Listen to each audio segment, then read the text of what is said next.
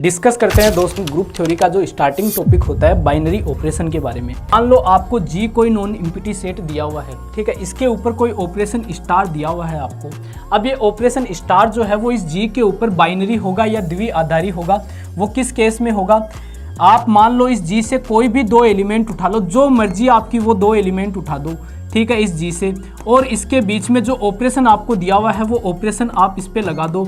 Operation लगाने पे मान लो आपको कोई रिजल्ट सी मिला। अगर ये रिजल्ट सी वापस इस जी का ही कोई एलिमेंट है तो आप क्या कहोगे दोस्तों? ये स्टार ऑपरेशन जो है वो जी के ऊपर कैसा है? बाइनरी है या द्विआधारी है।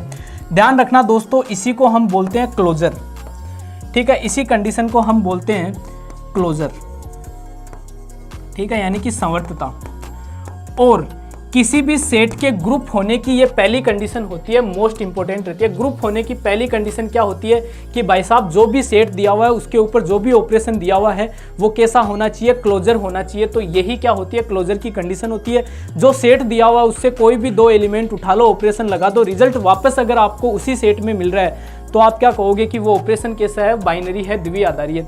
फॉर एग्जाम्पल के रूप में हम इसको समझते हैं। मान लो आपको नेचुरल नंबर का सेट n दिया हुआ है, इसके ऊपर दो ऑपरेशन आपको प्लस और डॉट दिए हुए हैं। आपको बताना है कि ये बाइनरी है या नहीं है, या क्लोजर है या नहीं है। इसके लिए आप क्या करोगे? इस नेचुरल नंबर के सेट से कोई भी दो नेचुरल नंबर उठा लो।